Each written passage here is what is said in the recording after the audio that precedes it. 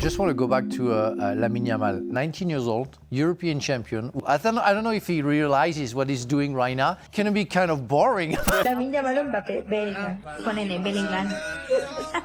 So imagine you're a regular guy. You've got about 1,500 followers on Instagram. Nobody really knows your name, but you've got one thing going for you. You've been with your dream girl for 5 years, and she happens to be a model and influencer that is fairly up and coming in Spain. And then Spain is gearing up for the World Cup, and the most famous teenager on the planet decides that he wants your girlfriend. 2 weeks, that's allegedly all it took. 2 weeks after Lamine Yamal slid into her DMs, she's gone. And the next time you see her, she's on the pitch at the World Cup final, hugging a guy with 50 million followers while confetti rains down at MetLife Stadium. That's the story that went viral on X, the night Spain lifted the trophy. And I did some digging into this story because I was fascinated by it. I mean, come on, a 19-year-old footballer that happens to be consistently with a brand new girl each and every single year, using his social media clout to get a brand new girlfriend every single year, stealing someone's girlfriend. I just couldn't look away, and I'm embarrassed to say it, and that's why I made this third channel for stuff just like this. But here's the part that I just couldn't understand. She still follows this guy, even after posting "I love you" on a post of them together. She's still in his comment section. The internet found the receipts, held a trial, and delivered a verdict. Hundreds of millions of views worth of verdict. But here's my read on this story. I don't think any of this is true. I mean, don't get me wrong, I think it's a fascinating narrative, but so far, the 5-year relationship that I've been searching for, I couldn't find. There was no brutal dumping, and who the hell would follow their ex of 5 years if she actually left him for Lamine Yamal? I think this is one of the most fascinating recent stories of the World Cup. So I'm going to take you through all of it. So before we get to the content, I am running a massive GTA 6 giveaway. All you have to do to enter is subscribe and turn on your notifications on this channel. I'm running the same giveaway on my other channels. We're almost at 100,000 subscribers, so just comment down below what console I should give it to you for. And now that we get all that out of the way, let's get to today's video.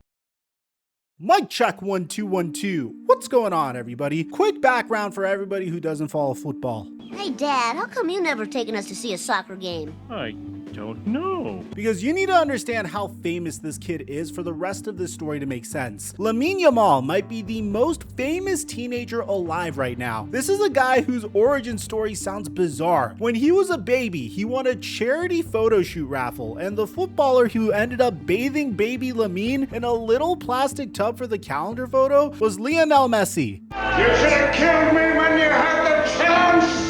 I'm not making that up. That photo actually exists. There's people that actually believe that this bath is what gave Lamine Yamal his powers. He came up through La Masia, Barcelona's famous academy, and he made his senior debut for Barca at 15 years old in 2023. At 17, he won the Euros with Spain, and on July 19th, just days ago, Spain beat Argentina 1-0 in the World Cup final in New Jersey, with Ferran Torres scoring the winner in extra time. That made Lamine Yamal the first player in history to win both the Euros and the World Cup before turning 20 years old. He beat Messi's Argentina to do it. The baby from the bathtub photo grew up and took the trophy from the guy holding the sponge. The World Cup script writers couldn't have done a better job if they tried. So the reason I wanted to give you guys this backstory is I wanted you to understand the level of fame we're dealing with. Now here's why it matters for this story. When you're that famous, anybody standing next to you inherits 100 million eyeballs overnight, whether they ask for them or not. And this wasn't even Yamal's first public relationship. Previously, he was dating Nicki Nicole, an Argentine singer, and that relationship ended around November. Now, the internet had opinions about that too, and I'll tell you why in just a sec. Now, I want to talk to you about the woman at the center of this, because there's the story she's telling, and then there's the internet's version of the story. And honestly, we could decide it for ourselves. Ines Garcia Santos is a 21-year-old fashion and lifestyle influencer from Sevilla. She had around 1 million followers before all of this, and her following has exploded since. So how did she and Yamal actually meet? Well, there's two versions of that story, and it's also made up. The story that they want you to believe is she was at a store and her card got declined, and Lamine Yamal, some random kind stranger, stepped in and paid for her stuff. It's kind of like what you'd see in a rom-com, and honestly, I think it's completely fake. So Ines debunked it herself on TikTok, laughing about it. She said she'd love to tell people some crazy story about dropped papers at an airport. But the truth is they just met on social media and they'd been together a lot longer than people think. So this is the first fabricated story about this woman. The real timeline goes like this. They talk in the DMs and keep things private for months. In April, photos of them walking hand in hand in Greece start making rounds and the speculation machine fires up. They were also sighted together at dinner and even in a helicopter ride over Barcelona. By May, they become official. She shows up at Barcelona's end of the season dinner, right at Lamine Yamal's side. Through June and July, she's at the World Cup. Cameras catch her at the group stage match against Cape Verde in Atlanta on June 15th, and she's front and center for the whole run. Before the final, she's on camera saying they're going to win the World Cup because he's the best. And then Spain actually wins it. Girlfriend of the champion, living the dream. Well, that lasted for about 5 minutes at least.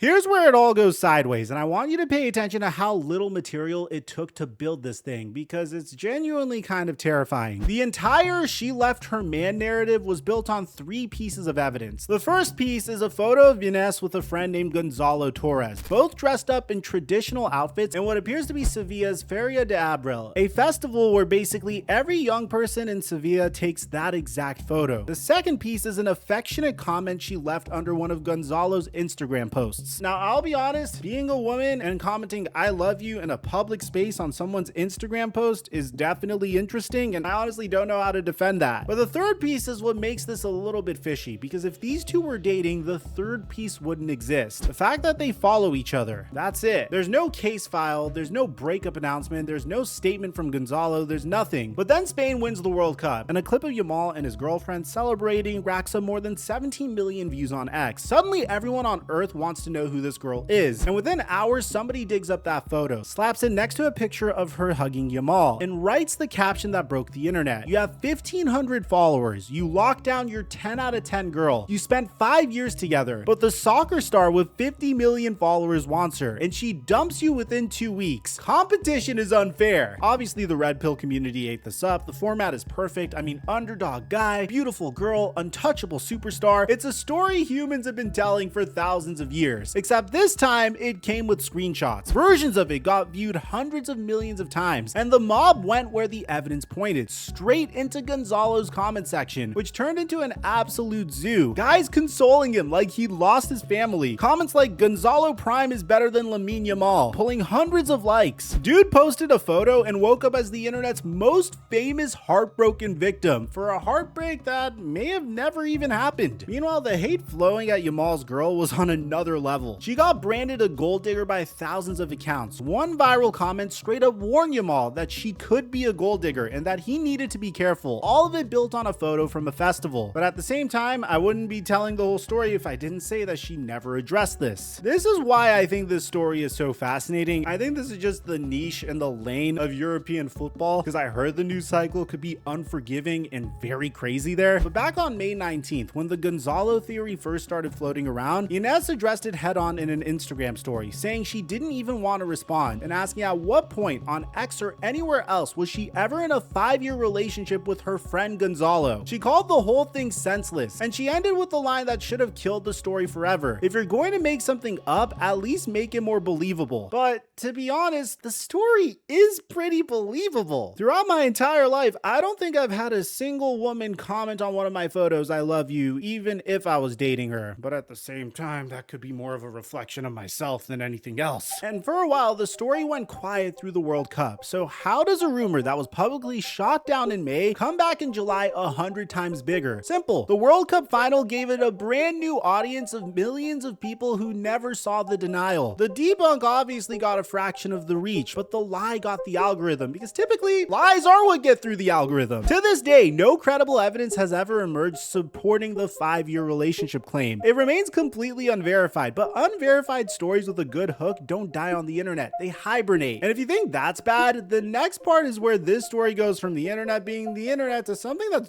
genuinely insane. 2 days after the World Cup final, a long emotional statement starts circulating on X from an account with her name and her face, and you've probably seen it. It's the one where she talks about spending hours reading the comments, says "I'm a person too." She asks people to remember there's a human on the other side of the screen, and she begs for a little empathy because nobody deserves deserves thousands of hate messages. It ends with a plea to choose compassion over hate, complete with the heart emoji. It was everywhere. Fan pages shared it, aggregators posted it, and actual news outlets ran full articles reporting that Ines Garcia had broken her silence, quoting the statement line by line as her words. But there's one tiny issue. On Tuesday, Ines posted on her actual Instagram story, and I'm going to let the receipt speak for itself. She said her only official accounts are her Instagram and her TikTok, that everything else is fake, along with all information posted by accounts that aren't hers. And then the kill shot. I already said that I don't have Twitter, so she doesn't have a Twitter account at all. The viral response to the hate that news organizations reported as her breaking her silence was written by an impersonator. So the timeline of this disaster now goes like this. A fake breakup story goes viral, generating real harassment of a real person, and then a fake account posts a fake emotional response to the real harassment caused by the fake story, and the media reports the fake response as real. We are 3 layers deep into fabrication, and at every single layer, actual grown adults with jobs in journalism hit publish without checking whether the account was even hers. And what about the man himself? Lamine Yamal has said nothing about this drama directly. His entire contribution the morning after her clarification was posting a photo with the World Cup trophy captioned 6 a.m. photo I had lying around. That's it. The most chaotic week of his girlfriend's life. The internet holding a full tribunal, and this man posts trophy content like he's picking songs for a road trip. I gotta give it to Lamine Yamal. This guy's a 19-year-old with the media discipline of a 15-year-old veteran. And honestly, he's the smartest looking dude in this entire story.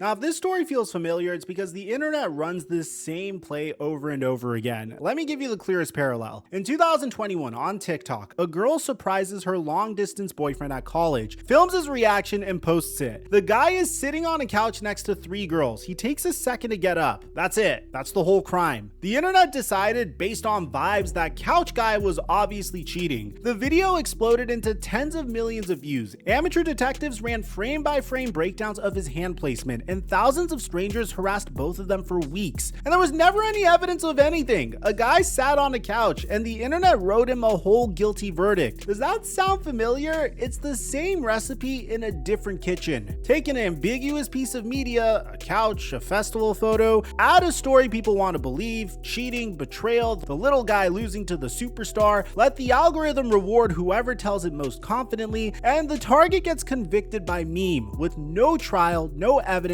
no correction ever reaching the same audience as the accusation. This is a template, and the reason the template keeps winning is cold, simple math. Fake drama about real people is free content with guaranteed engagement. The account that posted the 1,500 followers narrative didn't need it to be true. It just needed it to be shareable. Truth pays nothing. Virality pays in followers, and followers pay in money. And with Ines, they didn't even invent a new template. They already ran fabrications on her twice. The card declined story, then the 5-year fiance, then the fake statement. 3 invented stories about the same 21-year-old inside 3 months. At some point, you have to stop calling this rumors and start calling it what it is. It's content farming with a human being used as raw material. So let me close this out. The title of this video is "The Lamine Yamal Situation is Out of Control." And it is, but not in the way that people want you to believe. The relationship, by every piece of actual evidence, is fine. Footage from the celebration showed them together with 0 signs of trouble. She called him the best in the world on camera. He won the World Cup, and they hugged on the pitch while an entire country lost its mind in the best way. The thing that's out of control is everything orbiting them. An engagement economy that manufactured a villain out of a 21-year-old because her real life wasn't dramatic enough. And a media layer so hungry for the story that it quoted a fake account as a primary source. Now, I was originally fascinated by the story for the same reason anyone seeing the story would be fascinated by it, but I don't want to be the YouTube channel that just pours gasoline over fake news. I want to be the YouTube channel that looks into a story, verifies whether it's real or bunk, and be the guy that actually brings you the information that's out there. The problem with social media, and I would know because I've been in social media for quite some time now, is that the correction system is broken. Ines debunked the Gonzalo story in May, and it didn't matter. She debunked the fake account in July, and the criticism kept spreading anyway. Every debunk reached thousands, every lie reached millions. When the lie travels 100 times further than the truth every single time, that stops being an accident and starts looking like the system working exactly as designed. I want to get your take in the comment section down below. What do you guys think about this situation? Aside from that, I'm your boy Mike, and I'm dropping our mic until our next upload.